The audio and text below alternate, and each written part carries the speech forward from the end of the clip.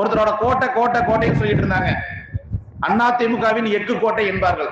ஆம், அதிமுகவின் எக்கு கோட்டையாக இருந்தது உண்மை. மாண்புமிகு எம்ஜிஆர் அவர்கள் இருக்கும்போது அதிமுகவின் எக்கு கோட்டையாத்தான் இருந்துச்சு. அம்மா அவர்கள் இருக்கும்போது இருந்துச்சு. இப்ப இருக்கிறது யாரு? எடுபடி எடப்பாடி. அதாவது நம்பிக்கை துரோகம் என்றால் யார் நமக்கு நினைப்பாரு? எட்டப்பன்னு சொல்லுவாங்க. இன்னைக்கு அது மறந்துருச்சு. இன்னைக்கு நம்பிக்கை துரோகினா யார சொல்றோம்? உலகம் முழுக்க சொல்லுவாங்க எடப்பாடி பழனிசாமி சொல்லுவாங்க. சரிங்களா? அவர் சொல்றார் சுற்றுப்பயணம் மேற்கொள்கிறேன், சுற்றுப்பயணம் மேற்கொள்கிறேன், வெற்று பயணம் தேர்வு செஞ்சுட்டு இருக்கார்.